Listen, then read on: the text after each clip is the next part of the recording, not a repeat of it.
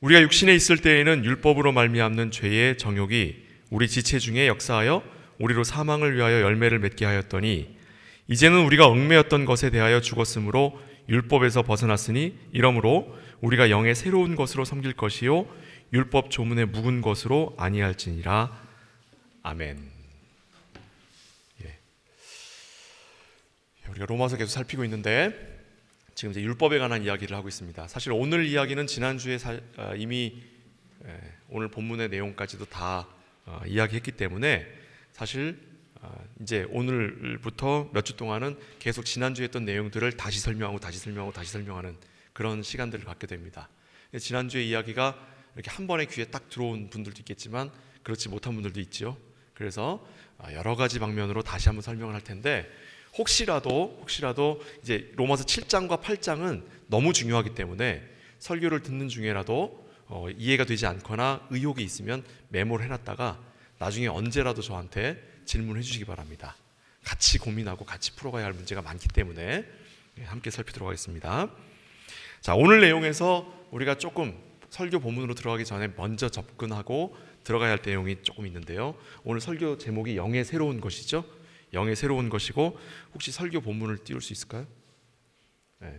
5절과 6절 말씀. 6절에서 우리가 약간 짚고 넘어갈 부분이 있습니다. 원래 헬라어로 되어 있죠. 신약 성경이 고대 그리스어로 되어 있어요. 알테 그리주시. 그런데 이거를 역사 속에서 라틴어로 한번 번역을 했어요. 라틴어로 번역을 한 걸 1000년 이상 교회가 따르다가 이걸 교회 내에서 라틴어를 다시 각 언어로 번역한 성경이 있고 그 번역할 즈음에 고고학적으로 발견된 옛날 헬라어들이 있어요. 그것들을 번역을 해가지고 쓴 성경들이 있어요. 그러니까 우리 손에 받은 성경은 이 두 가지 경로로 내려온 거예요. 하나는 옛날 헬라어 성경을 교회가 받아서 교회의 이름으로 라틴어로 번역했다가 교회의 이름으로 내려와서 종교교육대에 와서 그 즈음에 다시 라틴어 성경을 번역한 성경이 있어요. 이거를 교회 내에서 내려왔다 그래서 전수 성경이라고 합니다. 이것 이외에 우리가 알고 있는 여러 가지 버전의 성경들이 있죠. 이런 여러 가지 버전의 성경들은 파피루스나 아니면 두루마리를 발견해갖고 고고학적인 발견을 통해 이것들을 비교해가지고 학자들이 번역을 하는 거예요. 그러니까 번역이 되게 많죠. 번역의 종류는 많지만 이렇게 한 것을 뭐라 그러냐면 고고학적 발견에 의한 번역이라고 이렇게 얘기해요. 그러니까 가장 크게 이 두 가지로 나눠집니다. 성경 번역이. 그러다 보니까 이걸 직접 이 고고학적 번역 이 작업을 통해서 번역해낼 수 있는 언어 혹은 그 고고학적인 지식을 갖고 있던 교회들은 그렇게 번역을 해서 갖고 있는 거예요. 대표적인 것이 뭐냐면 킹 제임스 버전, 영국의, 독일의 루터 성경, 뭐 이런 것들이 이제 세계적으로 몇 개가 있어요. 근데 그 다음에 선교사들에 의해서 이 이후에 기독교로 개종을 해서 성경을 번역한 교회들이 있어요. 대표적인 교회가 어디가 있어요? 한국이죠. 그러니까 한국은 처음에 기독교가 시작할 때 고고학적 해석을 할 능력도 없었고 그 원래 성경 원어를 번역할 능력이 없었기 때문에 이미 번역되어 있는 성경을 번역했어요. 그래서 한국어는 어느 성경을 번역을 했냐면 당시 선교사들이 들고 온 성경을 번역을 했어요. 그게 아메리칸 스탠다드 버전이에요. ASV라고 하는 성경입니다. 영어 성경 여러분 많이 아시죠? 근데 처음 들어보죠. ASV는 킹 제임스 버전, KJV 들어봤고 또 NIV 많이 보잖아요. 그죠? 쉬워서 많이 들어봤고 조금 성경에 관심 있는 사람들은 RSV라는 성경도 알아요. NRSV, RSV. 그 다음에 조금 더 공부를 많이 해본 사람들은 ESV, English Standard 버전이라서 영국 쪽에서 나온 성경도 아는 사람들이 있어요. 근데 ASV는 좀 듣기가 쉽지 않아요. 근데 ASV는 보다 원래 원어 성경을 번역하려고 노력을 많이 했어요. 이게 이제 이 말이 무슨 말이냐면 이 번역이라고 하는 작업은 직역만 하는 게 아니라 의역을 한단 말이에요. 의역을 하는데 의역을 할 때 어떤 의역을 되게 많이 하게 되냐면 신학적 의역을 해요. 신학적. 그러니까 자기 생각이 들어가는 거예요. 번역하는 사람과 번역하는 단체의 생각이 들어가요. 제가 이 이야기를 왜 드리냐면 오늘 성경 번역에 아까 6절 번역에 지금 여기에 영의 새로운 것으로 섬길 것이요 율법 조문의 묵은 것으로 아니할지니라. 요 본문이 이 본문이 신학적 해석이 된 것 때문에 오늘날 너무 많이 오해가 되고 있어요. 제일 많이 오해가 되는 게 뭐냐면 율법의 조문에 묵은 것을 도그마, 이걸 교리로 해석을 하는 거예요. 이거를. 그래서 영의 새로운 것이 뭐냐면 살아있는 예배, 영적인 예배, 하나님께 생동감 있는 예배를 드려야지 어디 전통에 얽매인 그런 교리적인 예배를 드리냐, 이런 식으로 많이 해석이 됐어요. 이게 현대적인 해석인데 그와 같은 방식으로 해석된 것이 가장 이 성경 본문을 잘못 해석한 겁니다. 잘못 해석한 거예요. 그럼 왜 이게 잘못되었느냐? 번역들을 제가 다 살펴봤어요. 다 독일어 번역, 영어 번역도 성경마다 다 봤어요. 다 봤는데 이게 지금 영어, 죄송합니다. 영어 번역 받은 분들이 계시죠? 우리 중에? 앞에서 영어 번역 받은 사람 있죠? 제목이 뭐라고 돼 있어요? 크게 way라는 말 썼어요. way, new way, 새로운 것을 new way라고 했어요. 새로운 방법. 이걸 영어로 새로운 방법이라고 했는데 제가 보니까 킹 제임스 성경부터 모조리 다 이걸 이렇게 번역했어요. new way라고, in new way. 근데 딱 하나만 in newness라고 번역한 게 있어요. 딱 하나만. 그 모든 많은 성경 번역 중에 딱 하나만 newness라고 번역했는데 그게 뭐냐면 아메리칸 스탠다드 버전이에요. 우리말이 그걸 번역한 겁니다. 그래서 이게 우리말이 새로운 것이 됐어요. newness가 됐어요. 그래서 제가 독일어 성경을 봤더니 독일어는 뭐라고 돼 있어요? 노이 베센이라고 돼 있어요. 새로운 것은 것인데 거기서 말하는 것은, 여기서 말하는 베센이라는 말은 자인과 비슷한 말이에요. 존재, 살아있는 거예요. 살아있는 건데 그냥 살아있는 게 아니라 가치를 가지고 있는 거예요. 이렇게 번역이 됐어요.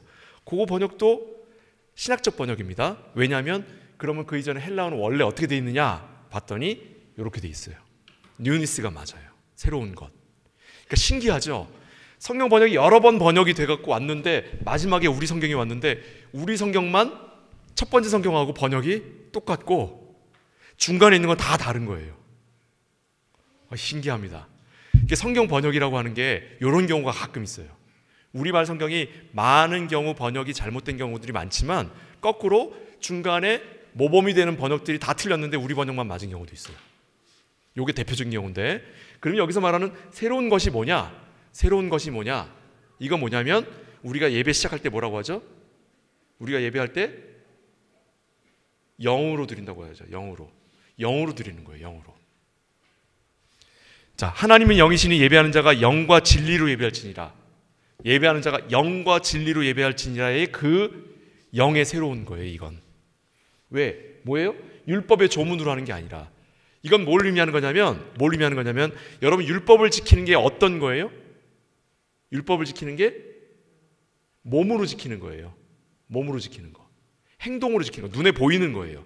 가시적인 거고 물질적인 거예요. 율법을 지킨다는 건. 자, 제가 한번 얘기를 해볼게요. 우리 이응수 집사님, 그 카메라 거기 있는 거 불편하니까 옆으로 치우세요 하면 옆으로 치우죠. 이건 명령을 따르는 거예요. 이게 율법이에요. 근데 영에 해당하는 건 뭐냐면 뭐야 지가 뭔데 이거예요. 요거. 근데 지가 뭔데 할 수도 있지만 이거 그래야지 목사님한테 방해하면 안 돼. 이런 마음도 있을 수 있잖아요. 그렇죠? 그 안에 속해 있는 내용, 그 안에 마음, 그 안에 생각, 이것들이에요. 그런데 우리 성경에서는 요 부분에 관하여 이걸 영적인 것이라고 설명하는 거예요. 요걸. 그러니까 우리가 하나님께 영과 진리로 예배를 드린다고 하는 건 무슨 말로 동의어로 쓸 수 있냐면 우리 언어로 마음과 뜻과 정성을 다 모아 전심으로 하나님께 드리는 거예요. 마음에 관한 언어를 쓰고 있어요. 전심.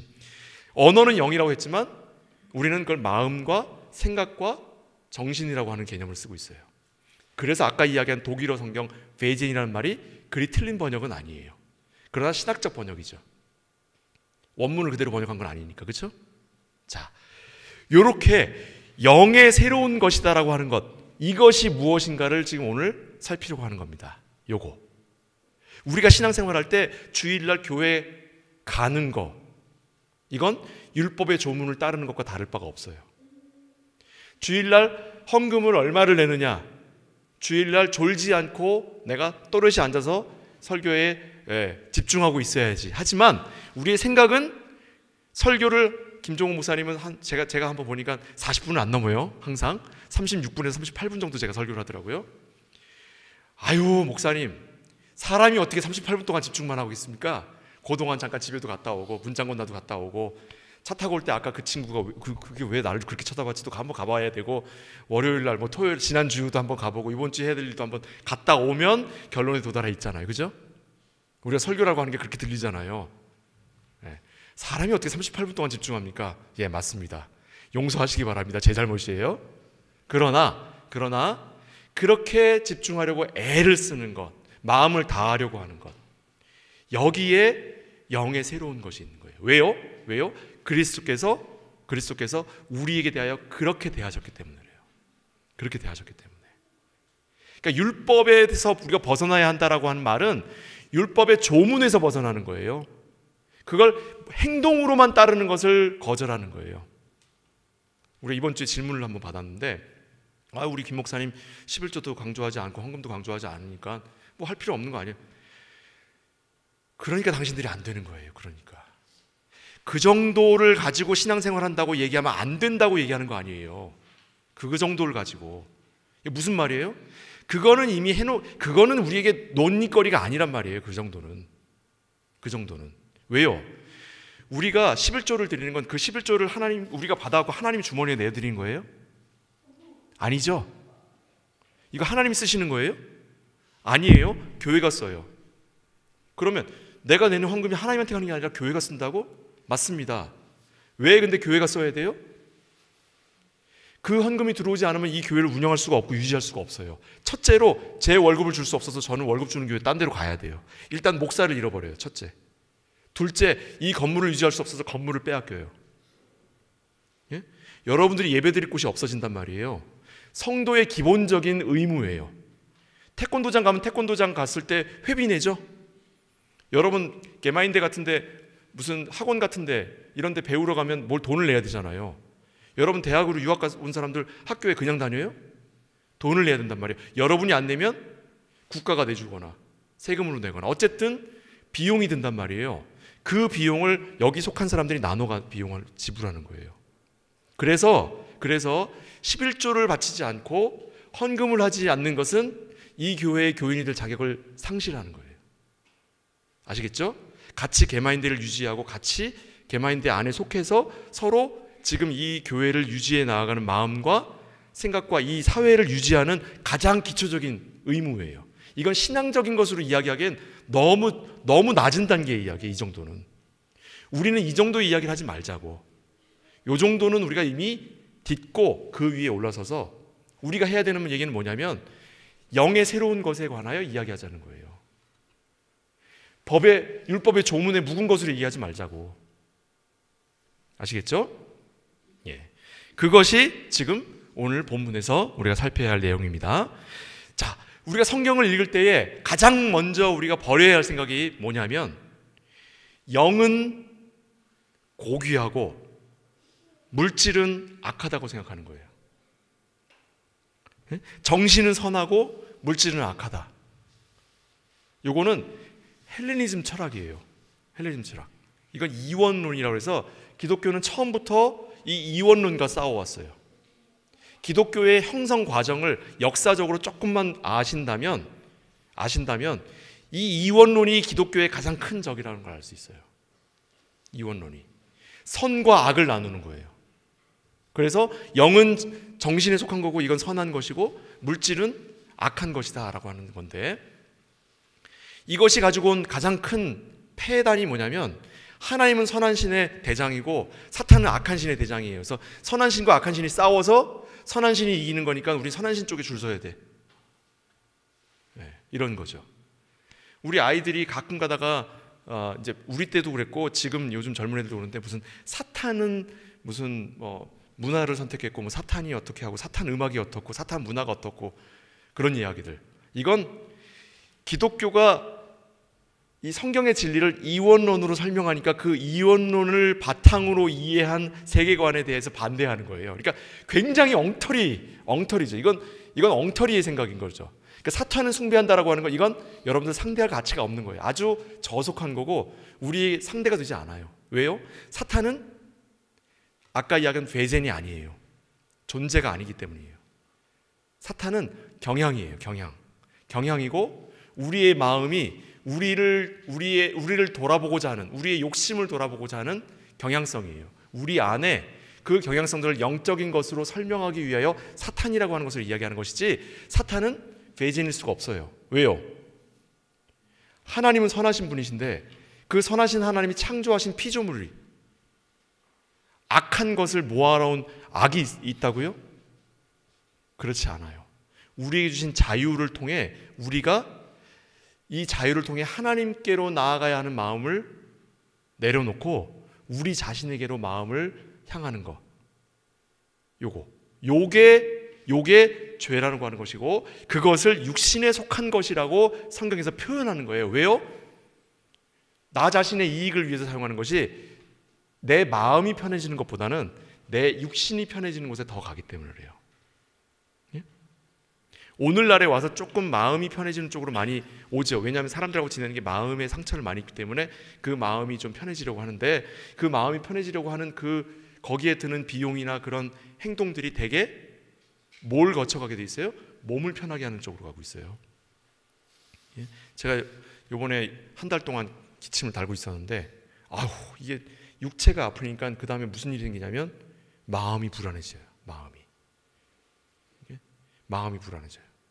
마음이 약해지는 거예요. 내가 언제까지 내가 이럴 수 있을까? 내가 언제까지 설교할 수 있을까? 내가 언제까지 교회에 목사로 있을 수 있을까?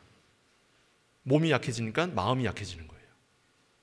그래서 우리의 마음과 우리의 신앙을 지키기 위하여 여러분, 우리의 몸을 강하고 건강하게 만드는 것이 대단히 중요합니다. 그러나 마음을 위해서라고 하면서 내 몸을 향하여 몸이 편해지는 것에 적정한 데서 멈추지 않고 끝까지 가버리면 내 자신의 이익으로 돌아서는 거예요. 그러니까 정도가 있어야 됩니다. 뭐든지 신앙에 있어서는 정도가 있어야 돼요. 그거를 신학에 있어서는 적정과 절도의 원리라고 그래요. 하나님께서 가라고 하신 데에서 하나님께서 가라고 하신 대로 가고, 하나님이 멈추라고 하신 데에서 멈추는 거예요. 생각이나 뜻이나 말이나 행동이나 모든 것에 있어서 성도는 항상 신앙에 있어서 적정과 절도의 원리, 하나님이 가라고 하신 대로 가고 하나님이 멈추라고 하시는 것에서 멈추는 거예요.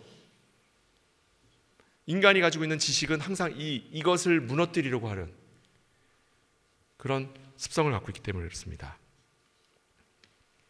그래서 다시 한번 돌아와서 정신이 선하고 물질이 약한 것이 아니라, 우리는 정신을 이용해 우리의 육체가 편해지려고 하는 그런 경향을 갖는, 이런 죄성을 갖고 있는 이것을 성경은 그저 육신에 빗대어서 이야기한 것일 뿐이고요. 우리가 마음으로는 하나님의 법을 따르려고 한다라고 할 때 그것은 생각은 원의로 돼. 거기에서 말하는 건 내가 그래 그게 맞는 거지 하는 판단만 거기에 있는 것을 얘기하는 거예요. 그것 또한 육신에 속한 거예요.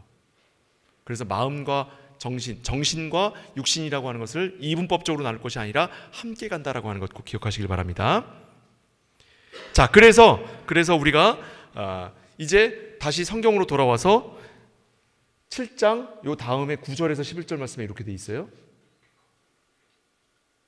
함께 읽겠습니다. 전에 법을 깨닫지 못했습니다. 자, 시작.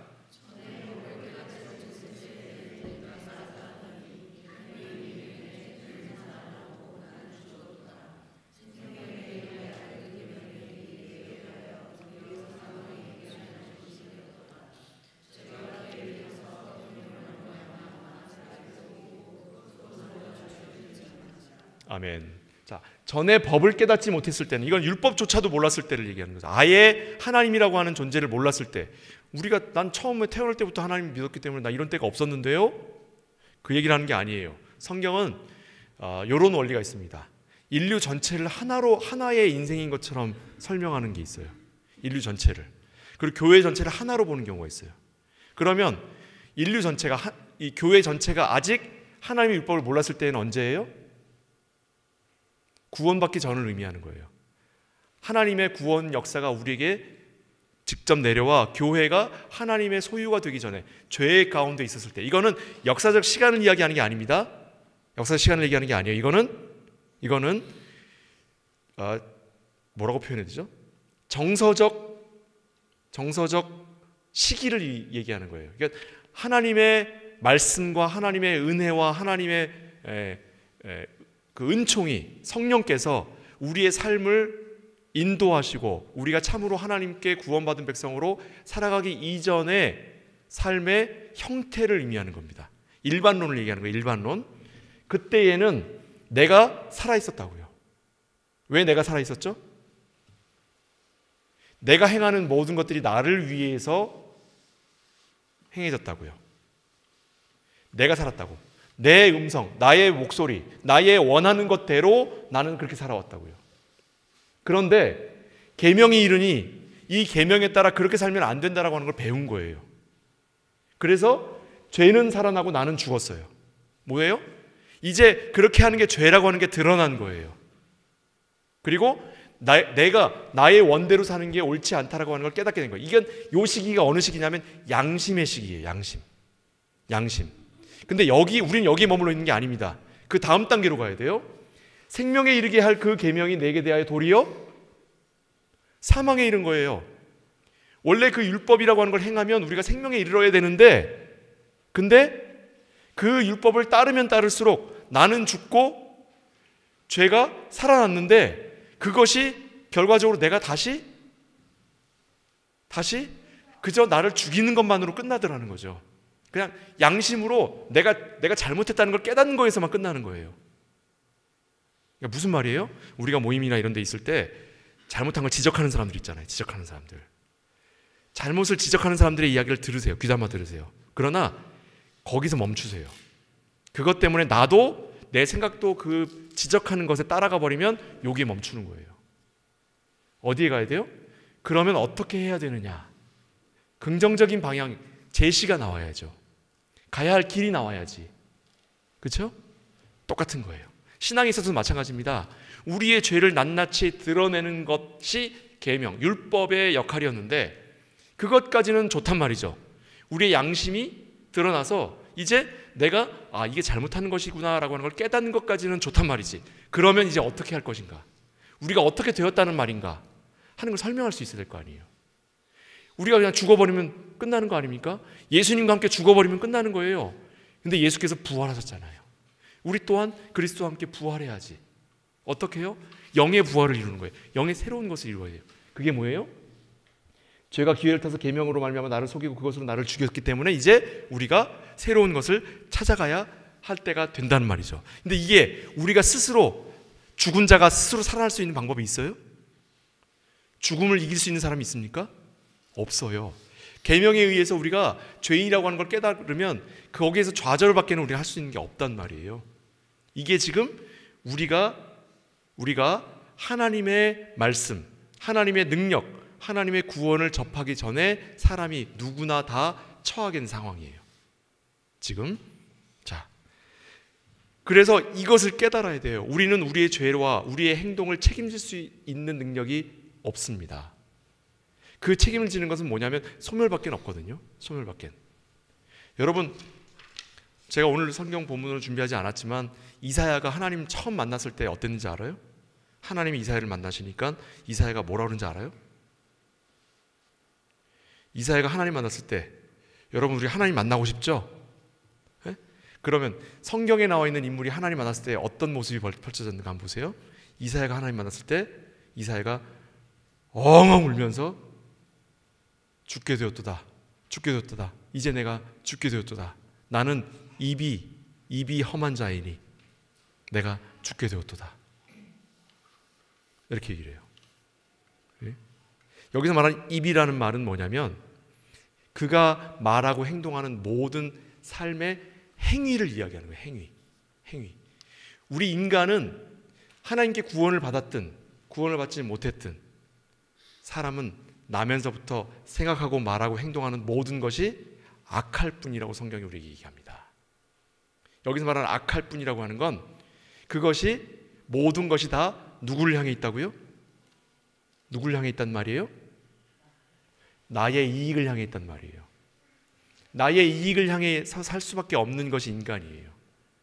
이거를 뭐라고 표현하냐면 성경은 죄라고 얘기를 해요. 어떻게 그게 죄일 수밖에 없습니까? 어떻게? 네, 왜냐하면 하나님이 사람을 창조하신 목적이 사람은 하나님을 위해 살아야 되거든요. 근데 여기에서 그 목적을 이루고 사는 사람이 있어요? 김 목사만 해도 하나님의 영광을 위해서 산다고요? 그럴 리가. 저만 해도 마찬가지예요. 저만 해도 조금만 불편하면, 지금 제가 여기다 컵을 두고 물을 마시는 이유가 뭐 때문이에요? 하나님의 영광을 위해서 마셔요? 이것조차도 내가 목이 마르니까 마시는 거예요. 마이크는 왜 써요?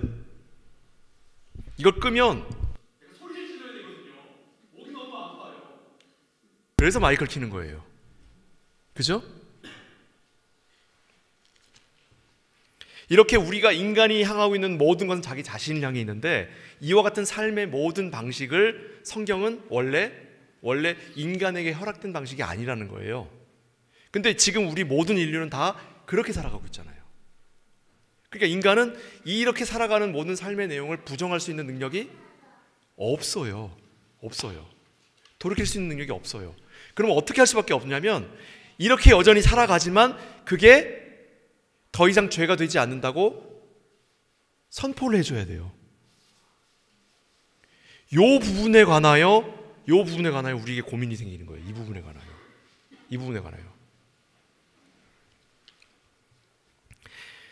마태복음 6장 1절에 이렇게 되어 있습니다. 사람에게 보이려고 그들 앞에서 너희 의를 행하지 않도록 주의하라. 그리하지 아니하면 하늘에 계신 너희 아버지께 상을 받지 못하리라. 이 말이 왜 이렇게 중요하냐면 사람은 자기는 그렇지 않은 척 보이고 싶어 하는 거예요. 네? 쉽게 얘기할게요. 김 목사가 여기 양복 입는 이유가 왜 양복 입는지 아세요? 네? 왜 양복 입는지 아세요? 자, 따라합니다. 있어 보이려고. 네. 잘난 척 하느라고. 지가 좀 잘난 줄 아는 거예요. 그냥 이해하시기 바랍니다. 목사가 양복 입은 건 저기 한트웨어커가 작업복 있죠. 그거랑 똑같은 거예요. 이거 작업복이에요, 그냥. 이거 뭐 특별한 거 아닙니다. 우리들끼리 그렇게 약속하는 거예요. 그런 거예요. 자, 사람에게 보이려고 신앙생활하는 것, 이게 우리가 가지고 있는 최소한의 노력이에요. 최소한의 노력. 얼마나 끔찍합니까? 그러지 않은 척 하려고, 있어 보이려고. 신앙생활한다는 게 고작 그 정도 수준이에요. 이것 또한 우리가 넘어서야 할 부분이라고 하는 거예요. 넘어서야 할 부분. 교회 처음 오시는 분들이 교회 오면 제일 먼저 부딪히는 게 이 부분이에요. 이 부분. 야, 교회 갔더니 사람들이 다 착한 척해. 야, 어떻게 저럴 수가 있냐? 저 김 부장 앉아 있네. 저 김 부장 저 직장에서 저 어제 그 자기 부하 직원한테 막 소리 지르는 거 내가 봤는데 여기 와서 은혜 받은 척 하고 있네. 이 부분을 넘어서기가 힘들어요. 이 부분을. 근데 이해해 주셔야 돼요. 우리는 그 정도 수준밖에 되지 못하기 때문에. 그런데 우리가 그 정도 수준밖에 되지 못하지만 하나님이 그 정도밖에 되지 않는 수준에 있는 우리라도 은혜를 허락하시는 거예요. 어떤 은혜를? 책임을 묻지 않는 은혜를. 요 부분이 굉장히 우리에게 있어서 늘 힘든 부분입니다. 이 부분이. 신앙생활을 열심히 한다고 보여지는 사람들일수록 더 심해요. 새벽기도 열심히 나오고 금식하고 또 성경을 늘 읽는다고 하는 사람들일수록 그 속이 더 시커매요. 그죠? 우리 집사님들, 권사님들, 그죠? 우리가 얼마나 시커먼 건지는 나만 알잖아. 그죠? 목사님한테 들켰다.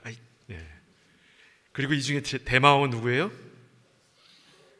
크게 누구? 목사님이에요. 이 중에 제일 시커먼 사람은, 시커먼 대마왕은 목사님이에요. 왜요? 제일 있는 척하고 다니잖아. 이게 비례하는 거예요. 제일 시커먼 사람일수록 더 있는 척하고 다니는 거예요. 성경책 이렇게 끼고 다니는 사람일수록 더 부끄러운 일이 많은 거예요. 하나님도 그걸 알고 계시듯이 우리 또한 알지만 인내해 주십시다. 네? 알지만 그걸 들춰내지 마시고, 그죠? 그 사람이 하나님과 은혜의 자리에 설 수 있도록 우리가 인내해 주시자고요. 그러는 거예요. 그래서 교회에, 솔직히 얘기할게요. 교회에 왔을 때 가장 귀하게 반짝거리는 사람들이 누구냐면 교회에 처음 온 사람들이에요. 이분들은 아직 율법의 조문에 대한 내용을 자세하게 알고 있거나 교회 생활하는 것이 뭔지, 신앙생활하는 게 뭔지 정확하게 알지 못하기 때문에 아직 호기심과 새로운 것들에 대한 그게 서 있어서 아직 여기에서 자기 자신을 돌아보는 방법을 아직 익히지 못했어요. 교회에서 봉사를 하더라도, 교회에서 찬양을 하더라도, 교회에서 설교하더라도 이게 20년, 30년 된 사람들은 그것조차도 자기를 위해서 하는 방법들을 알아내요. 근데 교회 나온 지 일주일밖에 안 되고 한 달밖에 안 된 분들은 아직 여기서 나를 위해서 살아가는 방법을 아직 배우지 못했기 때문에 오히려 더 순수하고 더 귀한 거예요. 그와 같은 마음으로 돌아가라고 하는 게 하나님께서 우리에게 요구하는 겁니다. 오히려. 그래서 로마서 7장 24절 25절에 이렇게 되어 있잖아요. 이거는 바울의 개인적인 고백이 아니라 교회의 고백이에요. 교회의 고백. 그래서 함께 읽도록 하겠습니다. 시작.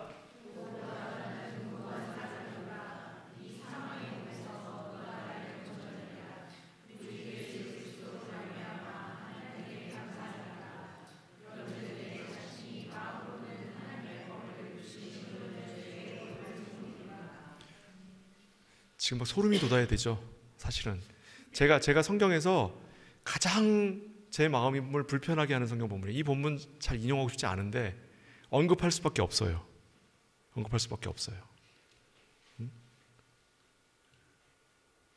바울이 오죽했으면 앞에다가 감탄사로 시작합니까? 성경 본문을 오호라. 오늘날 우리가 쓰면 뭐라고 쓸까요? 에그머니? 아이쿠. 또 요즘 젊은 사람들 뭐라고 하겠어요? 뭐 별의별 말들 다 쓸 수 있어요. 요즘 속된 말 써도 돼요. 괜찮아요. 그 뜻이에요. 첫 번째 표현은. 아이 개망했다. 뭐 이런 거 써도 돼요. 왜요? 우리가 마음으로는 하나님의 법을 따른다고 하지만 육신으로는 죄의 법을 따른다는 말은 무슨 말이에요? 하나님께 영광을 돌려야 된다고 하는 건 모르는 사람이 없잖아요. 근데 여러분, 우리가 하나님의 영광을 위해서 살아갑니까? 안 그러잖아요. 그렇게 하는 게 옳다는 거 알지만 안 그러잖아요. 왜 애들만 쥐어짜세요? 왜 집에서 애들만 쥐어짜냐고. 왜? 자기도 못하면서. 목사도 못하고요, 권사도 못하고 집사도 못하는 거예요. 다만 우리가 이걸 알았기 때문에, 그리스도께서 우리를 구원하셨다라고 하는 걸 알기 때문에, 그리스도께서 이 문제를 해결했다는 걸 알기 때문에 우리가 보는 방향이 바뀐 거예요. 보는 방향이, 바라보는 방향이 바뀐 거예요. 행동은 아직 못 바꿔요. 우리는 행동은 아직 못 바꿔. 행동을 바꿔야지, 언젠간 바꿔야지. 마음만 있는 거예요. 왜요? 방향을 돌아섰기 때문에. 어느 쪽 방향으로? 나를 바라보던 방향에서 이제 하나님을 보는 방향으로 돌아서 앉았기 때문에 지금부터 하는 행동은 여전히 나를 위해 하는 행동인 건 맞지만 하나님이 하나님을 위해 향하는 것이라고 봐주시기로 하시는 거예요. 요것이 바로 그리스도로 말미암아 하나님께 감사하는 내용입니다. 요게 우리 신앙의 가장 기초인 거예요. 기초. 그러니까 인정하시기 바랍니다. 우리는 믿는 척하는 사람들이에요. 할렐루야. 네, 우리는 믿는 척하는 사람들이에요. 교회 다니지 40년 된 사람은 40년 동안 믿는 척했기 때문에 믿는 척하는데 프로가 된 거고요. 교회 나온 지 1년 된 사람은 아직 믿는 척하는 데에 어리석고 좀 미숙한 거예요. 이 부분이 인정이 되어야 그리스도로 말미암아 하나님께 감사할 수밖에 없는 거예요. 우리가 받은 은혜가 무엇인지를 알 수 있기 때문에. 그래서 우리의 구원은 홀로 설 수 없는 겁니다. 그래서 우리의 구원은 내가 스스로 행할 수 없는 거예요. 그래서 하나님께서 우리를 그리스도와 연합하게 하신 거예요. 그러니까 신앙생활에 있어서 가장 중요한 것, 그리스도와 연합한 삶입니다. 내가 연합하는 게 아니라 하나님 쪽에서 우리와 연합을 이루신 거예요. 이건 우리가 받은 거예요. 받은 거. 받아 누리는 거예요. 내가 쟁취하는 게 아니라 받아 누리는 거예요. 우리가 해야 할 것은 뭐냐면 그걸 인정하는 거예요. 인정하는 거. 이 인정하는 게 쉽지 않죠. 그러나 매주마다 앉아서 설교 듣는 것, 아, 맞아. 그 말이 맞는 말이야 하고 인정하는 것, 그것을 위해 우리가 앉아 있는 거예요. 그리고 한 번씩 시도해 보는 거죠. 나가서 이번 주에는 내가 한 번은 나를 위해서가 아니라 하나님 혹은 이웃을 위해서 이 정도 해 보았다. 그리고 그와 같은 것들을 쌓아가는 거예요. 쌓아가는 거예요. 구원을 얻지 못한 자들은 구원을 받은 자들과 같은 행동을 합니다. 그러나 구원을 얻지 못한 자들은 그 행동에 대하여 양심의 가책을 느끼지 못하거나 양심의 가책을 느끼더라도 그것이 다시 돌아왔을 때 그 행동을 똑같이 행해요. 왜냐하면 그 일에 대한 심각성을 깨닫지 못하기 때문에. 그러나 그리스도인들은 반복되는 중에라도 자신이 이와 같은 행동을 하면 안 된다라고 하는 것을 알기 때문에 조금씩 변화되어 가는 거예요. 그 과정을 성화의 과정이라고 하는 거예요. 그 과정이 신앙생활이에요. 그 과정이. 그리스도인들이라고 해서 세상 사람들보다 더 선하지 않습니다. 교회 나온다고 해서 세상에서 짓는 모든 죄들을 다 한꺼번에 해결받은 게 아니에요. 다만 교회에 속하지 않은 사람들은 하나님께서 그들에게 죄를 여전히 묻고 계시지만 우리에게 대하여 우리가 짓는 모든 죄에 대하여 더 이상 묻지 않기로 하신 거예요. 그래서 지난주에 제가 말씀드린 것처럼 이제 우리가 사람이라면, 그런 은혜를 받은 우리가 사람이라면 최소한 하나님을 위하여 개돼지가 하듯이 꼬리라도 흔들 줄 알아야 한다는 말입니다. 꼬리라도 흔들 줄 알아야 한다고요. 언제까지 받은 은혜를 이용해 먹으려고 합니까? 언제까지 그 받은 은혜를 가지고 어떻게 하면 이걸 구워 삶아 내 걸로 만들까 하고 궁리하며 살아가겠냐고요. 그 부끄러움이 바로 우리 안에 있어야 한다는 말입니다. 이것을 성경에서 또 뭐라고 얘기합니까? 로마서 8장에 이렇게 표현합니다. 최소한 네가 인간이라면 하나님을 향해 꼬리라도 흔들어라는 말이 이 말이에요. 다 함께 읽겠습니다. 시작.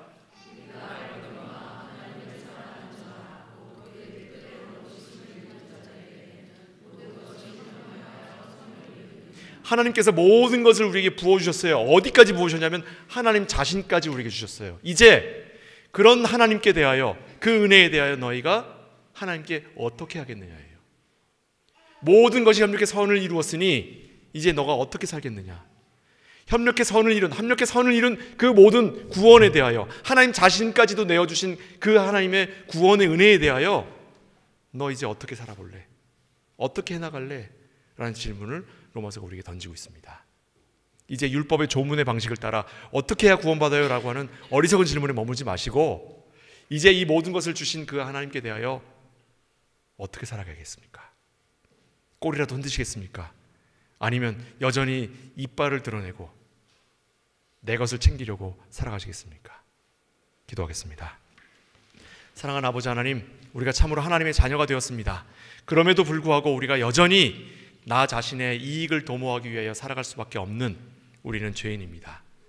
그러나 하나님이 그런데도 그 책임을 묻지 아니하시고 우리에게 대하여 주신 은혜를 거두지 아니하시는 것은 하나님께서 그리하시기로 하셨기 때문 아니겠습니까?